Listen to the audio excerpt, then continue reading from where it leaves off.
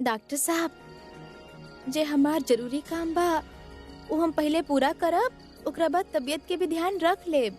आप बेकार में ही परेशान होत बानी हमार सेहत के लेके। कुछ नहीं के भइल हमके। ई देखी कैसे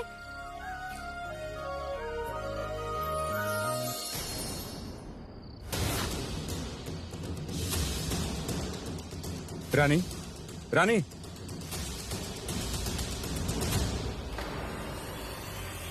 देख लेनी आप जिद का नतीजा। कमजोर होके बेहोश हो गई नहीं ना, बात के सुने नहीं ना, प्रॉब्लम ही बा।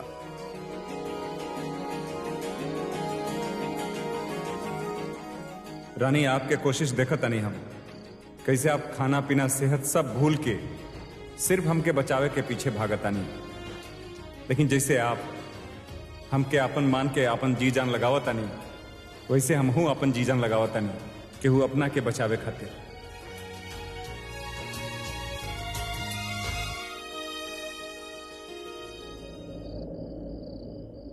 एक ठो मौका दी जज साहब, ओकरा बाद दूध के दूध और पानी के पानी हो जाई।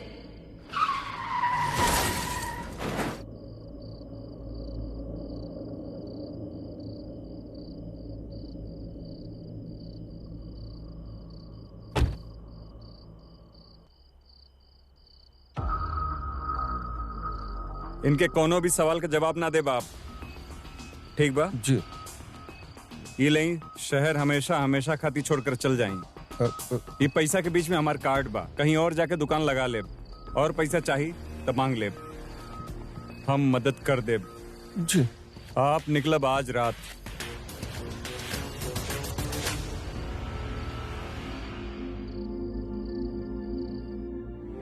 हम आपके सजा होके ना दे सकेनी, आप निर्दोष बने, कुछ नहीं होके दे। कुंवर साहब, नमक वाला पानी। हाँ, थैंक यू, आप जा सकेंगे। हमके भी जाए के चाहिए, ये हमार जगह नहीं खे, हमके नीचे जाए के बा। आप नीचे ना जाए, और नीचे आपकी जगह भी ना बा। पर ये मखमली बिस्तर पे नींद। बस ये पानी पी ली। आप हर पल कितना कुछ सहनी रानी। एक डॉक्टर भले से पहले एक पति भले के नाते हम आपका हर पल ख्याल रखब। रानी वीर सिंह राजावत, अब आपके पति आपका ध्यान रखे में कोनो कमी ना छोड़ी। हम आपके जाए ना देव, निर्दोष बनी आप।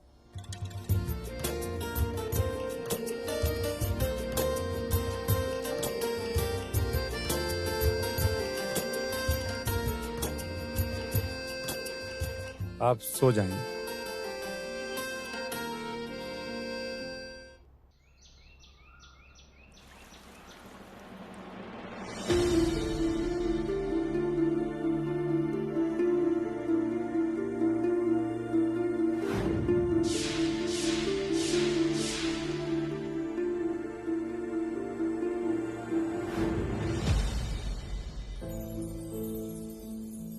यहाँ कैसे आई नहीं हम?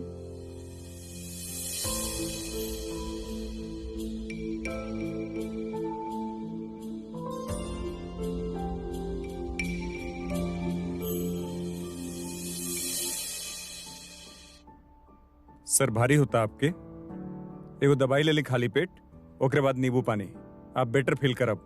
और हाँ रानी, अब से आप ऊपर बेड पे सुतब, ये नीचे सुते वाला बचपना छोड़ दी प्लीज, हमके अच्छा ना लगेला। अच्छा था, आजकल हमके भी बहुत कुछ ना लगेला डॉक्टर साहब। ऐसा लागल बा जैसे दुनियादारी के पकल फल में हम अपन भीतर के कच्चापन के कहीं खो देले बानी।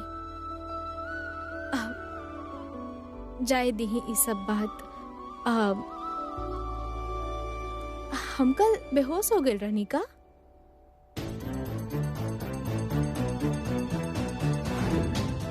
ये तनी खा के बताएं एकर स्वाद कैसन बा।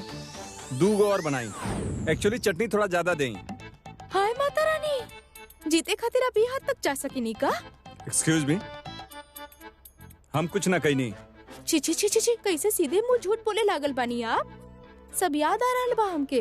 कैसे वो चाय वाला के कहले रही एक ठो और समोसा फ्राई कर दी, तनी और चटनी खिलाई चटनी चटनी करके हमारे दिमाग के चटनी कर देनी ना आप। जरूर वो चटनी में कुछ तो झोल कैले बानी। चटनी और समोसा दोनों चाय वाला बनौले रहा, तो मतलब वो झोल करता। कुछ बोले नहीं आप। और वैसे भी पहली बार मिलल नहीं होके हम, और वैसे भी कोनो चीज का ध्यान ना रखे नहीं आप, तो ये तो होखा ही करल। अब दवाई ले ली।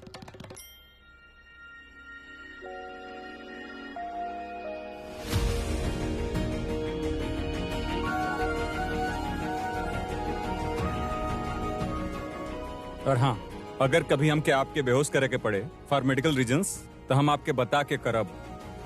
और अगर जरूरत पड़ी तो आपसे इजाजत लेके करब, कहा कि यह हमनी का रिश्ता बा, इनमें मिलावट नहीं खे।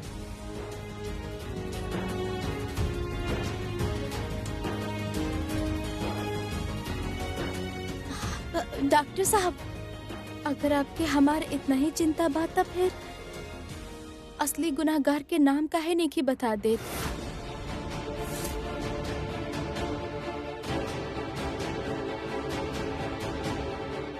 वो हम आपके ना बताए रानी, ना ही उनका तक पहुंचे देव। डॉक्टर साहब, इतना बड़ा कांड हो गई, 4 लोगन के जान चल गई। आपके ना लागेला कि जे असली गुनाहगार बा ओकरा सजा मिले के चाहिए?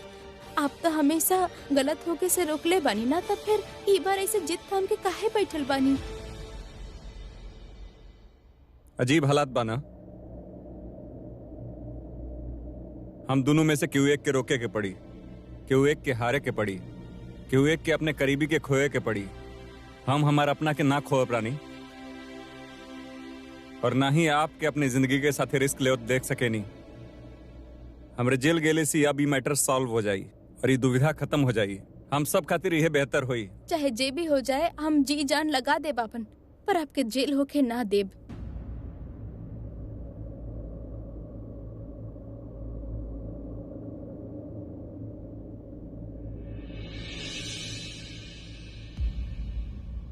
ठीक बा, करी जो ना आपके करे के बा, मगर एक बात ध्यान से सुन ली। अगर दोबारा आप ऐसे छुप छुपा के बाहर गेले के कोशिश करब, तो मजबूरन हमके आपके हॉस्पिटलाइज करे के पड़ी, जहां पे 24 घंटा एगो नर्स आप पे नजर रखी।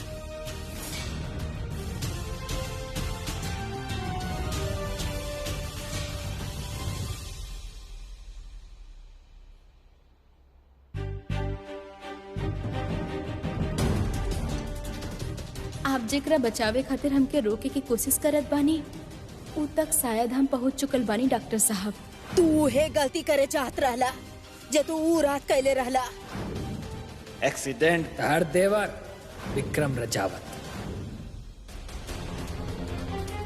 हमार दिल नहीं के मानत, लेकिन अभी चोरी छुपे बाहर जाए की जरूरत ना पड़ी, कहे कि हम सीधा आंख में आंख डाल के देवर जी से सच के मांग करब। इतना बड़ा बात छुपो नहीं आप हमसे। धोखा दिले बानी आप, चीट केले बानी आप सबके। इतना साल तक मॉम से हमसे हमनी की आंख में आंख डाल के झूठ बोलत रहनी आप। आपके जरा सा भी शर्म ना आई? गुस्सा बाड़ा हम समझ सकता नहीं विक्रम, पर जिंदगी कबो कबो आउट ऑफ कंट्रोल चल जाले बेटा। लेकिन कुछ बात घर के बड़ के ऊपर छोड़ देवे के चाहिए बेटा। ये सब आपके खातिर कुछ बात बा। हर बेटा खातिर अगर बाप ना भगवान समान होखेला। जिंदगी में वो मेहनत करेला, कोशिश करेला कि बस एक दिन वो अपन पापा के समान बन जाए। ऐसा बनी हम एक धोखेबाज, फरेबी, चीटर। अरे बचपन से वो आज तक मॉम में अपन माँ के ढूंढत रहे, जबकि उनकर माँ जिंदगी भर उनकर सामने रही। ये गलत बा, उनका सच जाने के हक बा। और हम बताई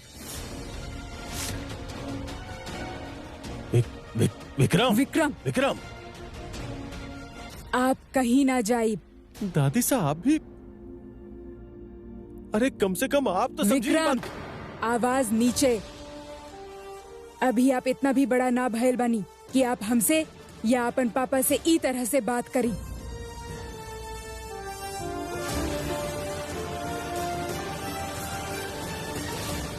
बेटा, हम जानत तानी कि आपके इस सच के जाने से आपके जिंदगी में गहरा प्रभाव पड़ल बा, लेकिन आपके ई भी समझे के बा कि सच के अलावा आपके एगो और जिम्मेदारी बा, ई परिवार के खुशी के बरकरार रखल। यही से हमारा आपसे गुजारिश बा कि फिलहाल आप ही सच के अपना तक सीमित रखी।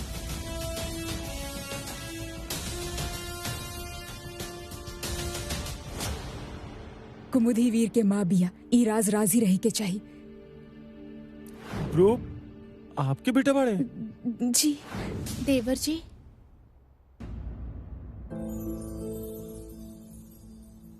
भाभी सा, तबीयत कैसन बा आपके? लगा था भाभी साहब ब्रो के केस के लेके परेशान पड़ी।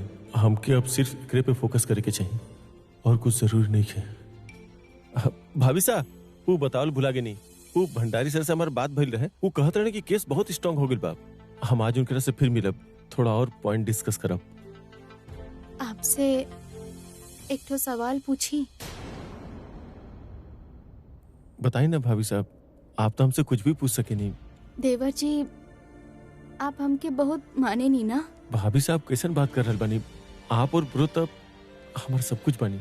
तब फिर हमने दोनों खातिर ये हमके सच सच बताई कि डॉक्टर साहब के सगाई वाला दिन, जौन दिन हम यहाँ पहला बार आयल रहनी, आप वो वक्त कहाँ रहनी?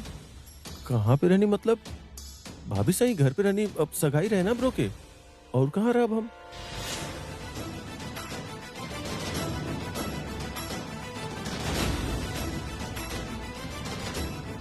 भाभी साहब, का फिर कोनो प्रॉब्लम बा का? आप अचानक हमसे ये सवाल काहे पूछनी? ओ बिरजू, एक ठो मिनट। हम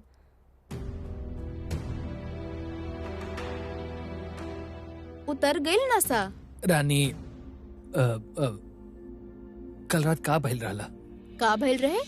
कुछ याद नहीं कि का तो के? का बताई, जोश जोश में पूरा खंबा चढ़ा लेनी हम। कुछो हमरा याद नहीं कि हमरा तो बस इतना मालूम बा कि हमने के बहस भइल रहे रात के। हाँ, और वो बहस में बहुत कुछ बोल गेला, तू सारा भड़ास निकाल देला। माफी मांगे खातिर फोन कहनी तारा क्या? तू तो जाना तारू कि नशा में हम तनी सा पगला जानी। गलती हो गई नहीं, ऐसे भूल जा।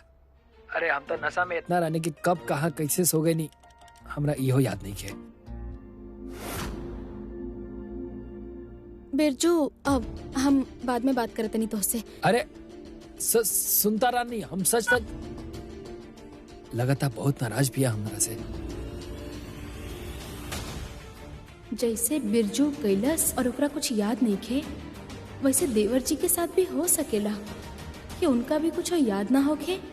हाय माता रानी, एक केस तक 360 डिग्री घुमा के रख दिले बा हमके। खाली शक होखला से इतना बड़ा कदम तो ना उठा सकेनी। अगर सवाल के सही जवाब चाहिए रानी, तो पहले सबूत ढूंढे के होखी।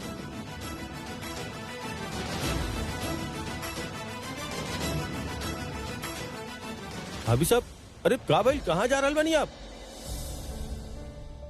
हम प्रार्थना करब कि आप जो चाहत नहीं भाभी साहब वो आपके मिल जाए।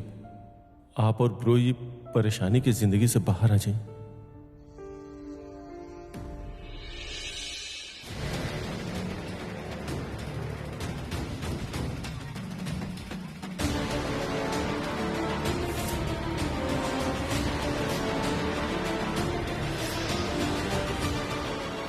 देखी, हमके जो मालूम रहे, जो जानकारी रहे, हम आपके बता देंगे।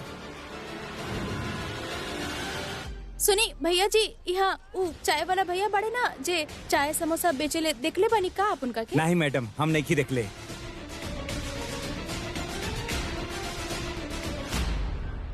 सुनी सुनी भैया जी, सुनी सुनी, वहाँ जे चाय वाला भैया रहे ले ना, चाय समोसा बेचेले, ऐसे गमछा डाल के, देखले बानी उनका का? भग बुड़बक, नहीं चाय वाला के कोनो अता पता बा, नहीं बिरजू के। अब तक कहाँ रह गइलू? घर से निकलत टाइम फोन कैले रहली ओकरा के, फिर से पूछता नहीं कहाँ बाऊ।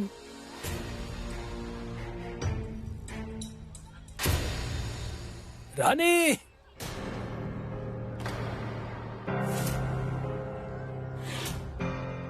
चलो बे, होशियार बनत रहा बड़ा ई रहा। बिरजू एक तरह सा। अब भैया जी आज आप ठेला पे काहे नहीं की? हाँ, आपकी भी छुट्टी हो खेला का? अरे हमेशा कहते छुट्टी लेत रहलन, शहर छोड़ के जात रहलन, बस के टिकट भी करवा लेलन, लेकिन पकड़ ना पाइलन बेचारा, काहे कि हम जौन धर लेनी इंगरा के। का भैया का भइल?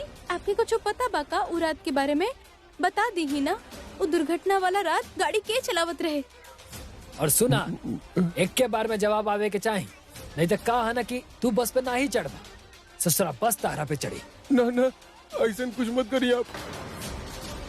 हम आप लोगन के सारा बात सच सच बतावता नहीं। बोला उ रात हमरा अपन दुकान पे काफी देर हो गई रहे।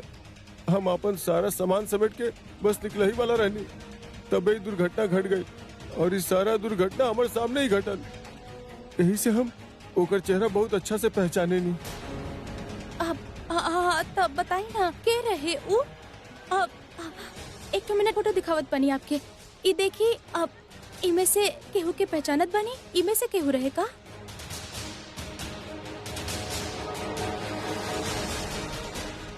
अरे बतावा हो, इनमें से क्या रहल का?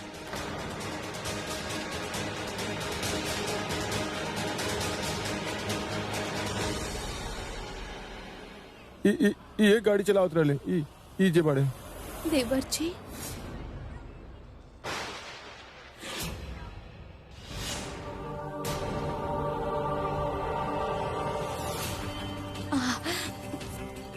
का आपके पक्का यकीन बा कि ये गाड़ी चलावत रहले? हमरा चेहरा अच्छा तरह से याद बा। ये वाला भाई साहब रहले। हम इतना बड़ा बात के राज बना के दुनिया से छुपा रहल बानी और तू लापरवाह हो के आपन मनमानी कर रहल बड़ा। अब तो यकीन हो गए रानी, आखिरकार सबूत के साथ सच सामने आ ही गई।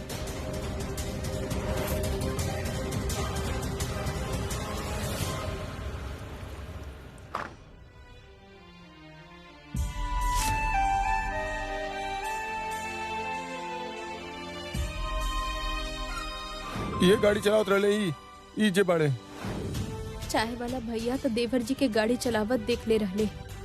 एकर मतलब वो एक्सीडेंट देवर जी कैसे सामना करी, कैसे पूछी, कहा कहीं?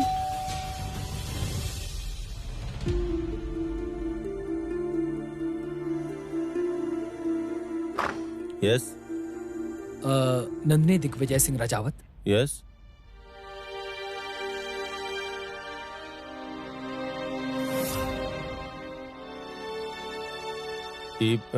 नंदिनी जी खातिर पार्सल आइल बा कुंवर सा, हम ओकरा दे देब, आप जाई। Nandini, yes bro. I guess तोहर लाइसेंस बा, वाओ, फाइनली आ गई। लेकिन अब गाड़ी ध्यान से चलैया, ओके? ओके बॉस, आई प्रॉमिस। काश आप भी उस दिन नशा में ना होती देवर जी। काश आप भी गाड़ी ध्यान से चलती तो इतना बड़ हादसा ना होखे। पर सबसे बड़ दुविधा ई बा कि आपके कछु याद तक नहीं थे। भाभी साहब,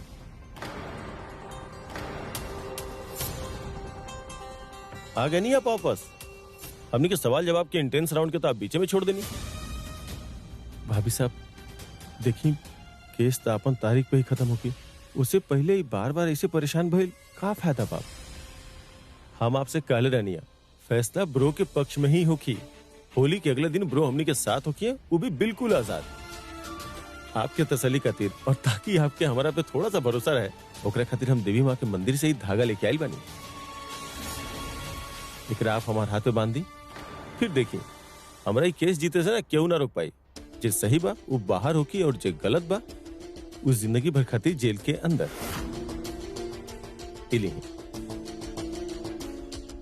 हम नहीं चाहता नहीं जे गुनाहगार बा ओकर नाम सामने आवे। तू हे गलती करे चाहत रहला जे तू ऊ रात कैले रहला। ये गाड़ी चलावत रहे ई जे बड़े। लिही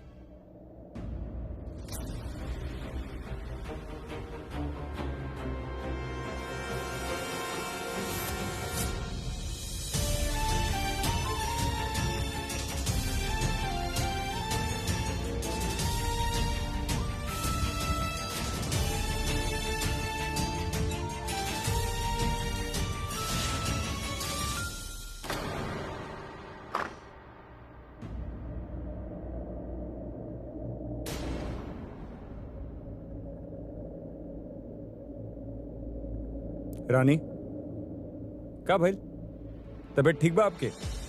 आई आई आई।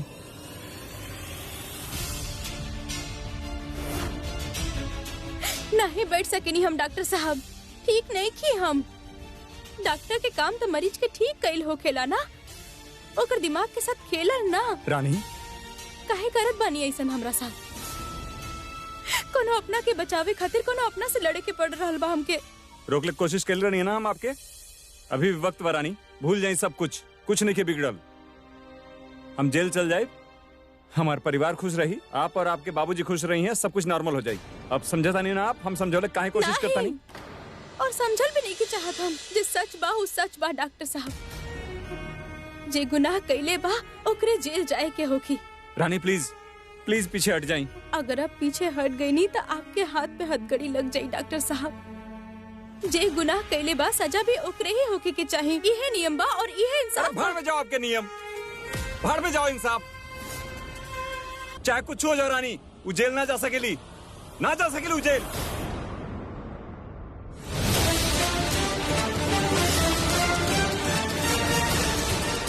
ना जा सकेली?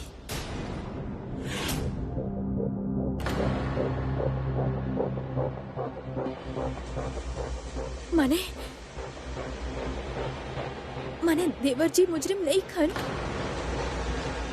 ई घर में कोनो औरत बाड़ी जे वो एक्सीडेंट कइली।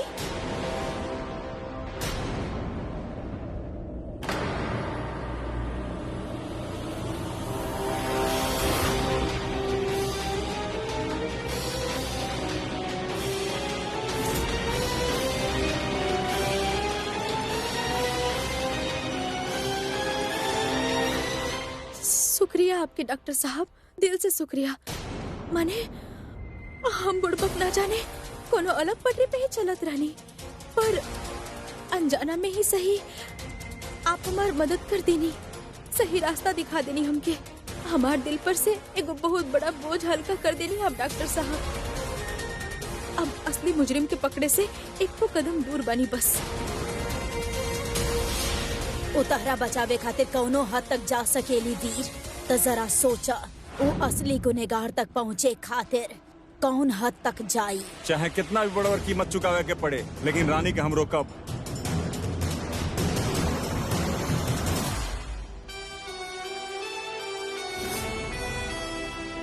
ये एक कदम की दूरी हम आपके ना तय कर दे रानी, कहीं न जाए बाप। अगर हम लोग के बात माने वाला में से होकती तब बलिया से कभी बाहर ना आ सकत रहनी डॉक्टर साहब।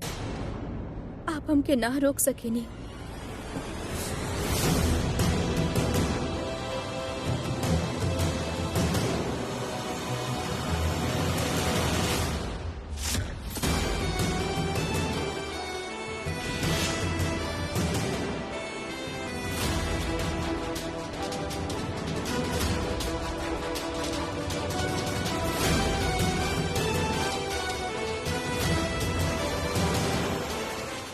जब आपन केहू जेल जाला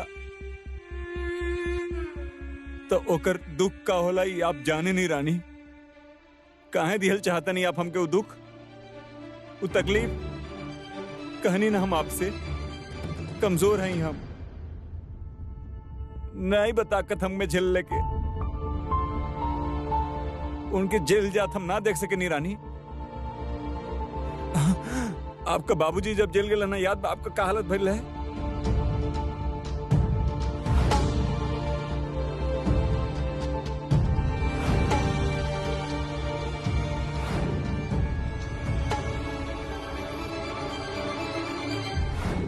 अगर आप हमरे बात के ना समझब तक के समझी रानी। रानी प्लीज प्लीज हमारी बात मान जाई। उनके जेल जात हम ना देख सके नहीं।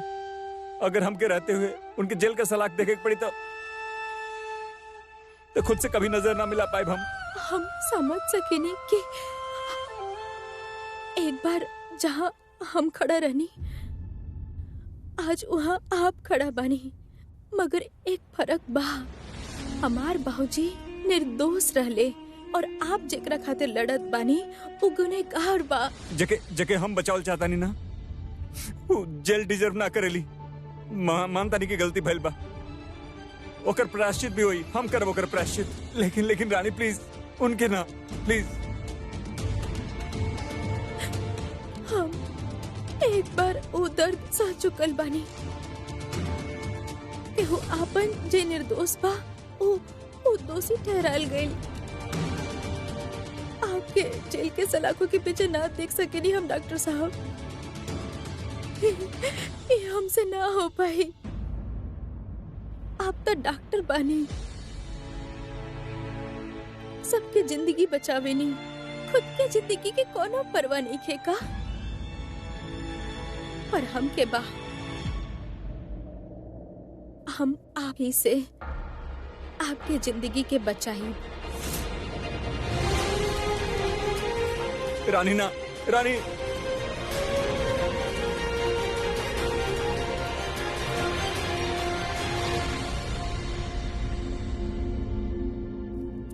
भाभी साहब, अरे हम आपे के ढूंढत रहनी, आप कहाँ चल जानी ऐसे बिना बतौले?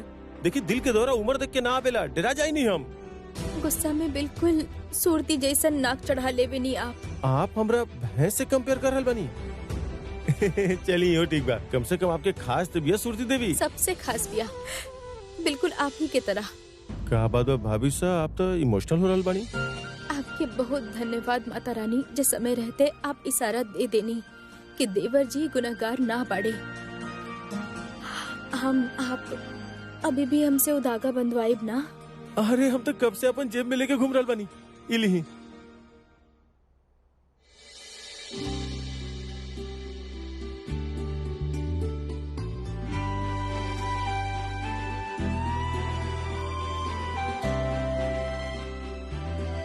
आप सिर्फ हमार देवर ही ना, हमार भाई भी बानी, एक दोस्त ही नहीं, हमरे सबसे बड़े समर्थक भी बानी।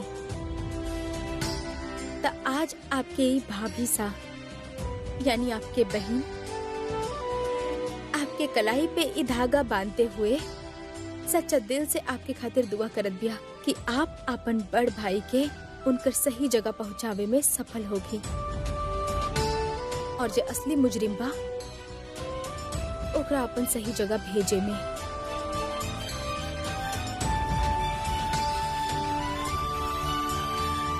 आज तो कुछ ज्यादा ही इमोशनल हो गई आप भाभी साहब।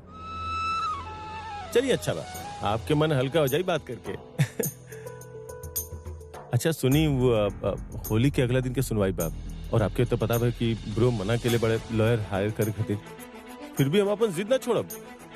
आप बनी हम बनी भंडारी सर बड़े, हमनी सब मिल के लड़ब और जीतब, और असली गुनहगार जाई जेल के अंदर। बाय द वे आपके पता बा इस बार हम का के लिए बनी? का कहनी? देखिए कहा ना, ये हमारा पहला केस बा, वो भी अपन ब्रो के बचावे के।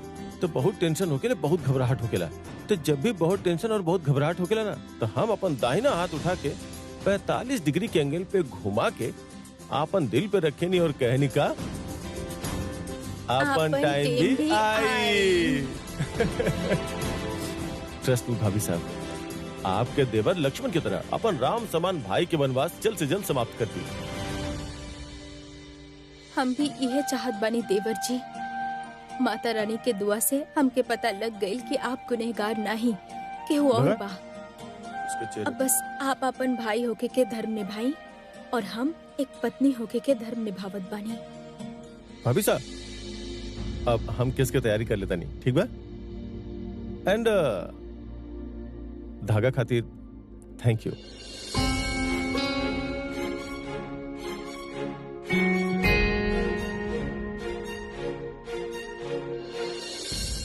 चाहे कुछ हो जा रानी, वो जेल ना जा सकेली। जब आपन के जेल जाला तो ओकर दुख का होला आप जाने नहीं रानी। काहे दिल चाहता नहीं हमके वो दुख, कहनी ना कमजोर बानी हम।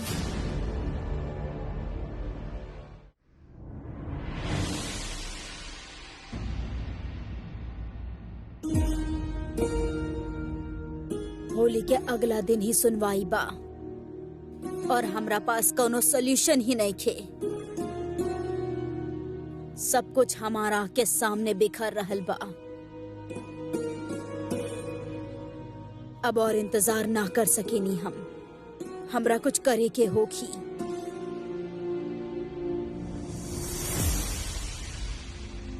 हमरा के फैसला लेवे के ही होगी, और वो भी आज, अभी के अभी।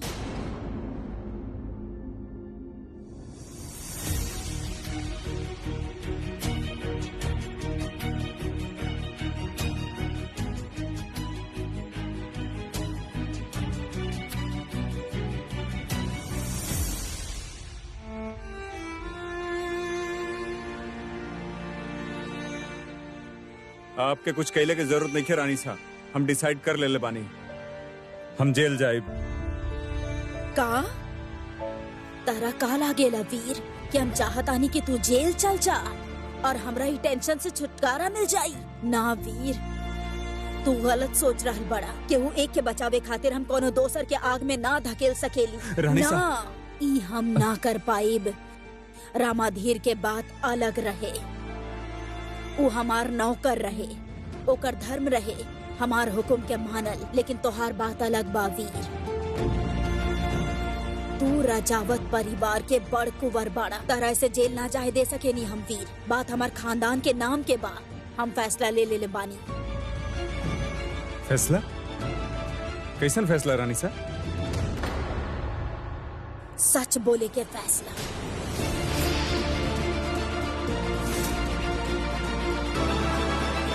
एकरा से पहले कि सारा राज खुद दम तोड़ देवे, हम पुलिस के सब कुछ बता दे।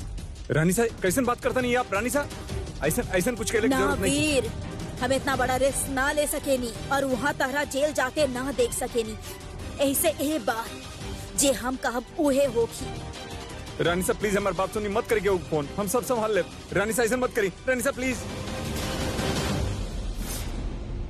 आप क्यों को फोन ना करब रानी साहब? प्लीज वीर, जिद छोड़ दा हमरा के, हमार फोन वापस कर दा ना प्लीज। देव हम। प्लीज वीर, सच बतावे के वक्त आ गइल बा। रानी साहब प्लीज हमारी बात सुनी, एक मिनट हमारी बात सुनी। हम आपके वादा के लिए नहीं है ना कि सब कुछ संभाल ले, कुछ गलत ना होके दे। रानी साहब प्लीज क्यों के कुछ ना बताए प्लीज। सब कुछ ठीक कैसे होगी वीर? रानी साहब हमारे साथ चाहे जौन हो जाओ, लेकिन हम रानी के असली गुनहगार तक ना पहुंचे दे।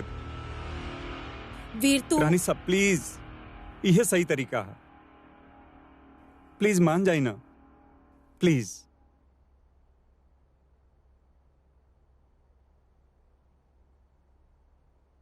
सुन बिरजू, एगो जरूरी काम बा, तो हर मदद लागी। बस तू एगो आवाज करा। ये देखी, इमे से केहू के पहचानत बानी?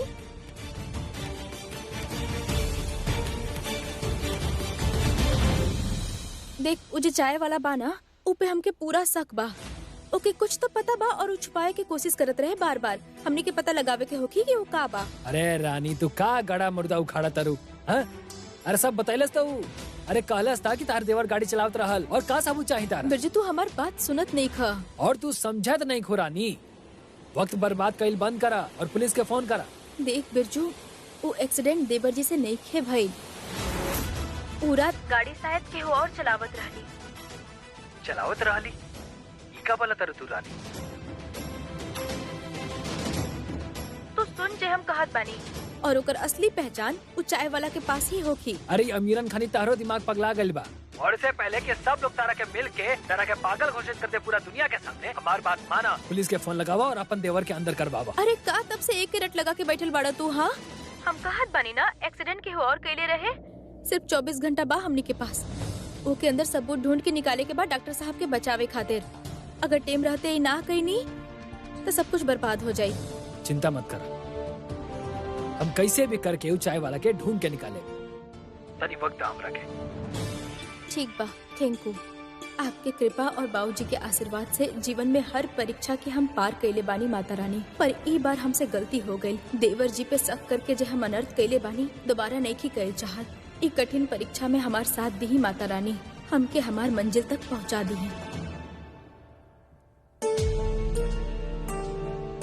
अरे काका, ये सब कहा और कहाँ जाए के तैयारी बा? गांव जाता नहीं, पिंकू आके फोन आई लला, अम्मा के तबीयत ठीक नहीं खे। देखा, रानी से कुछ मत कहिया, बेचारी ज्यादा परेशान हो जाई। एक बार गांव पहुंच जाई, अम्मा के देख ली, बाद में सब बता दे।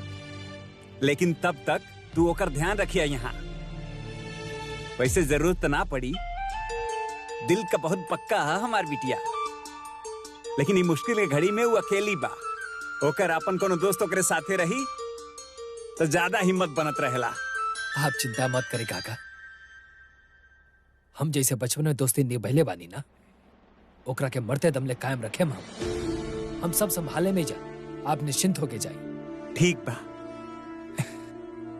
खुश रहा और अपन ध्यान रखिए। हाँ जी काका, चलत हैं। संभाल के जाए और पहुंच के फोन करें हमरा के। रानी खातिर हम कुछ भी करें रामू काका। उस चाय वाला के ढूंढ के हम सच्चाई के जड़ ले पहुंचे और असली मुजरिम के पता लगा के रहे।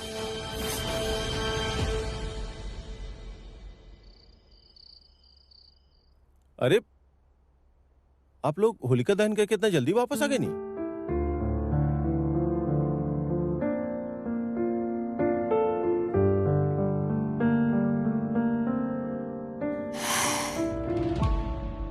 हमनी के परिवार के रिवाज के हिसाब से ये पूजा घर के नया जोड़ा के साथ होके के चाहिए, लेकिन हालात के वजह से खैर विधि पूर्वक होलिका दहन हो गए, लेकिन इस साल होली ना मना पाई हम।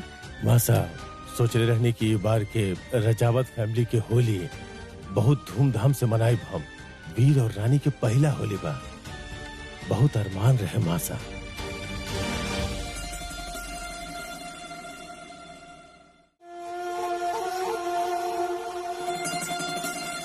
पापा आप फिक्र मत करिए, परसों के फैसला भाई के फेवर में ही होगी। अरे कान में से मैल हटाई और हम जे कहत बानी ओकरा अपन दिमाग में फिट कर ली ही। अरे ई कोनो ऐसन होली नहीं के, रजावत परिवार के होली बा। हमके चाहिए 3 किलो मैदा, 3 किलो खोया, 4 पैकेट काजू किशमिश बादाम, 2 पैकेट चीनी, 2 पैकेट मैदा और 750 ग्राम चिरौंजी। हमरी दादी बतवले बाड़ी पूरा सामग्री, तब बिल्कुल भी ऊपर नीचे मत करब। जय माता रानी। ई सब हमार मतलब भाई ई सब का बा? का बात बा ई सब? आप तो हमरी बोली बोलने लगनी। बहुत बढ़िया, वेरी गुड। उ कहा ना हम मीठा बनवावत बानी। पता बा काका बनावत बानी? काका दूधिया खीर, रबड़ी घेवर, बालूशाही और छेना मालपुआ। अरे फेवरेट। का बात बा। अच्छा मानसिंह भाई जल्दी आई। हमका कहत बानी अरुण भाई से कह दी कि सारा सामान मंगवा देले बानी, तो जल्दी जल्दी तैयारी शुरू करवा दे। और खास करके कुमुद काकी से कहब जब तक हम ना आ जाए सारा ध्यान रखी, ठीक बा? बहुरानी जी बेटा, इतना सारा तैयारी काहे खातिर? भाग ई का राजमाता जी, हर साल रजावत हाउस में होली कैसे धूमधाम से मनावल जाएला। बड़ बड़ लोग आवेले, फोटो खींचेले, धूमधाम से पार्टी करेले। बाकी ना, अरे इस साल भी होली एकदम भौकाल तरीका से मनावल जाए बाना। लेकिन बहुरानी, लेकिन उकिन कुछ ना राजमाता जी। हम सुननी कि आप सब होली मनावल नहीं की चाहत। काहे? यहाँ घर में सब परेशान बाड़े और एकरा होली खेले के पड़ल बा।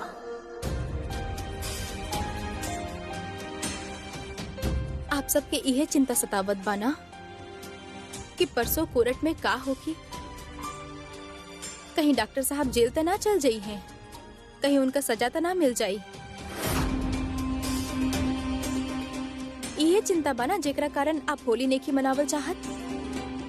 तो हम आप सबके आश्वासन देत बानी और आप सबसे निवेदन भी करत बानी कि ये चिंताएं भूल जाएं और होली धूमधाम से मनाएं, काहे कि डॉक्टर साहब के जेल ना होगी।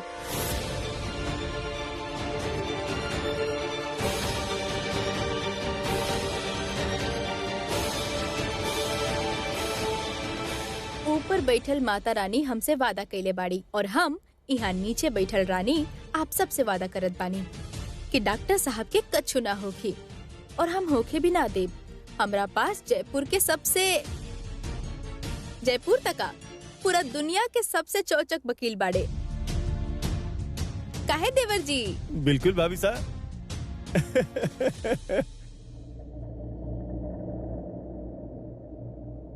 जिद्दी हम बानी बहुत, जानत बानी ना डॉक्टर साहब। आप सब जानत बानी कि जब हम गांव में रहल करत रहनी ना, तब पूरा साल इंतजार करत रहनी कि कब 1 महीना खातिर बाबूजी गांव वापस आई हैं। और ऐसा नहीं खे कि जब वो आवत रहले तो हमार जिंदगी में कोनो दुविधा ना आवत रहे। पर आप सब जानत बानी हम का करत रहनी। हम अपन सारा परेशानी के कहत रहनी, ए मुसीबत आज बाबूजी आइल बाड़े, कल आई ह। त ई बार काहे ना हमने सब साथ मिलके ई कही कि ए मुसीबत आज होली बा, कल आई ह। ब्लडी नौकरानी, औकात इतना छोट, बात इतना बड़। त हमके लागेला ई बार हमनी के ऐसा नहीं करे के चाहिए। वैसे भी ई साल हमार पहला होली बा डॉक्टर साहब के साथ।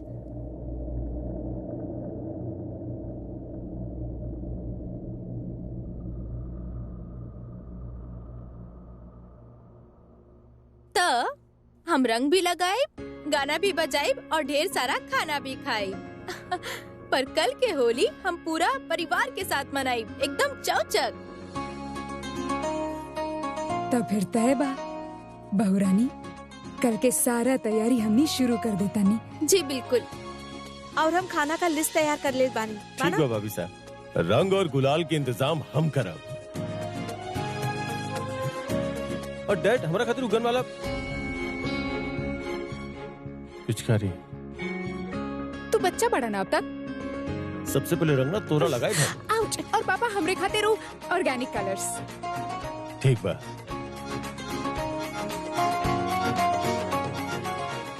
घर में छायल उदासी के पल भर में खुशी में बदल रही रानी। भाभी साहब, तैयारी वारी सब ठीक बा, बट आपके पता बना कि ब्रो तो होली खेले ही नहीं खन, और उनका होली खेलल पसंद नहीं है। पसंद नहीं भइल तो का भइल, पसंद करवा दे। ईरानी के दिमाग में आखिर कौन सा नया खुराफात चल रहा बा। हम आज तक कभी होली खेलने नहीं की, और इस साल भी कुछ अलग कैले के इरादा नहीं किया हमार। आप लोग एंजॉय करी। पर होली के तो असली मजा तब आवेला जब पूरा परिवार के साथ खेली। आपके पास कोनो और विकल्प नहीं खे, खेले के तो पड़बे करी, वो भी बलिया स्टाइल में। बलिया स्टाइल हो चाहे जयपुर स्टाइल, हम होली ना खेलब, नामुमकिन है। नामुमकिन के मुमकिन कैल हमरा अच्छा से आवेला डॉक्टर साहब, आप चिंता मत करिए।